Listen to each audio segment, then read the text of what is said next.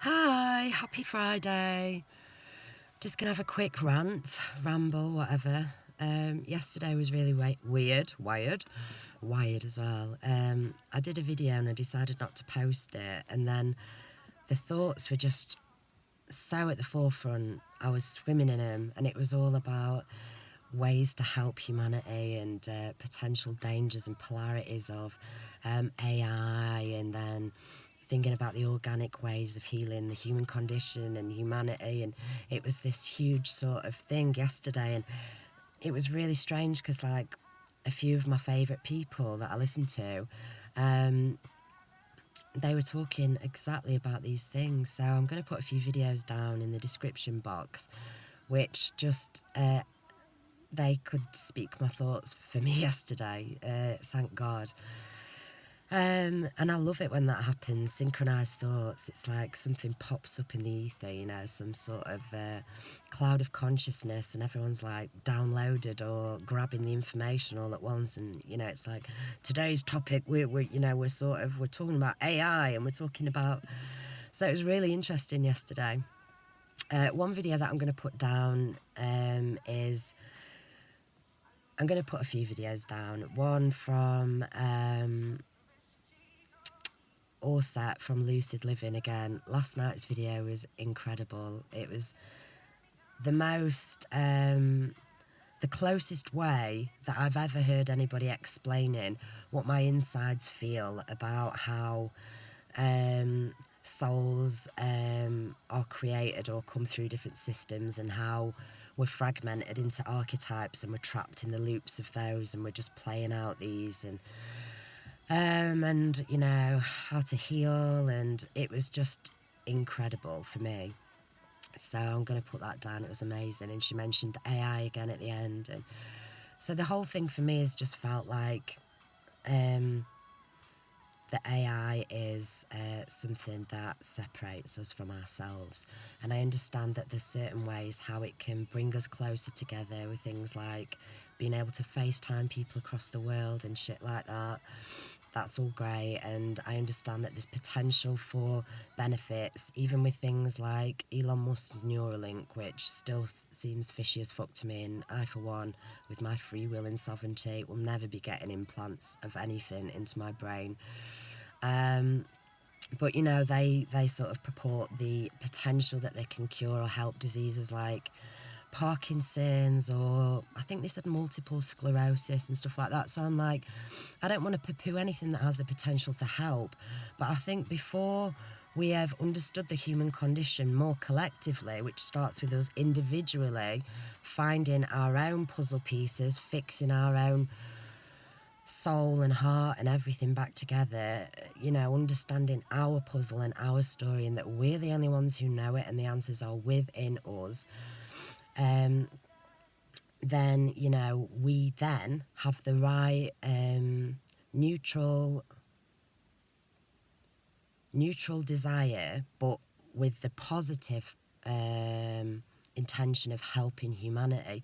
When we're inventing and creating the software for these things like Neuralink, or these big supercomputers, that people try and scare us with now. And so I listened to a little bit the other day from the other side of the angle, like how it some people really feel like it's a way that it will save humanity, it will save the world. And I'm always sort of like, I'm not feeling good through that sentence. It doesn't feel right to me. But again, I'm noticing my own judgments and boundaries up against certain things through my own personal conditioning, so I don't want to, again, throw the baby out with the bathwater. I understand the transition is going to happen anyway with the exponential rate of technology, and obviously we're partway to being transhuman already, aren't we,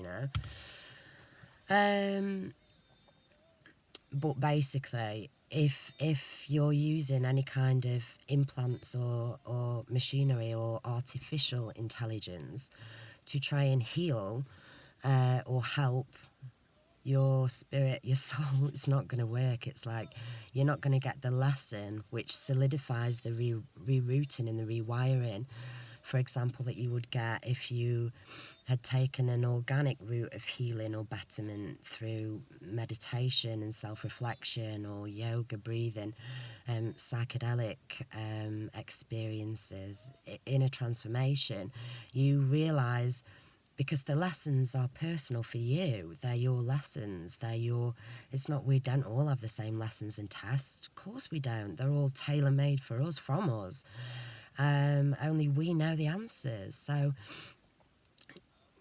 we learn that through the journey, and then that changes the pattern, that reroutes, that removes the karma, the trauma, the whatever,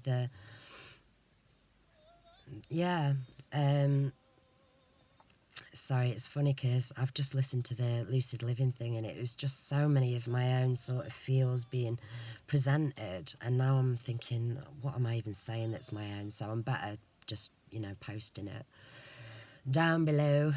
But yeah, Tobias Lars, he's another one. He did another video last night. Always syncs up with my thoughts. Holographic multiverse as well. I had same synced up thoughts as one of her videos yesterday. Just super interesting. And another thing that was on my mind as well was, all this stuff about, all this fear about viruses and all this, we've got Ebola or Corona or whatever these viruses are. And I've not heard or seen about it because I don't read the news, but I've heard people talking about it on the videos. And what I heard yesterday was somebody's video sort of pondering, with some backing, I guess, from some research papers, that, it seems that rhesus negative people could be resistant to certain viruses. And I found the timing of that interesting as well, because what I'd been pondering again was the differences between the rhesus negative and the rhesus positive blood. And I was sort of feeling more into how, because the whole membrane around the red blood cells of a rhesus positive person, it's all completely different. It's their removal system, it's how they keep toxins out or flush toxins out through the system, through the membranes and the antibodies and the antigens on their red blood cells. Well, rhesus negative people don't have that, so we remove toxins differently. Again, this isn't to go, woohoo, aren't we fucking great?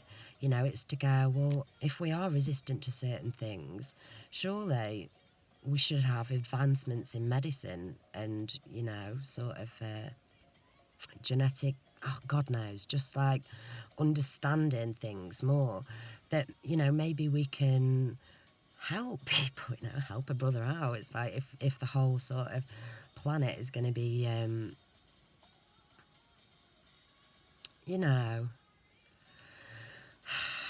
it's sounding a bit wild, this, even to my own ears now. I'm just like, calm yourself down. I've just been thinking a lot, and then this thing popped up, and I was like, we should know a lot more about rhesus negative blood. It's clearly hidden from us, because why would it not be known about? They're desperate to get your fucking blood in your organs, they're researching it and using it for something, but why are we not using it for other good things? I know that we can donate blood to other people, and that's all wonderful and hunky-dory, but, maybe if we could use what we know about the waste removal systems of rhesus negatives, we could, I don't know. I'm no fucking biologist or chemist or scientist or anything, but when I think about the potential for, like, pharmacological advancements that could help people, if we just knew a little bit more about things with no judgment, fear or prejudice, it's like we can help humanity out as a whole. Anyway, lots of things I want to talk about. It's so annoying.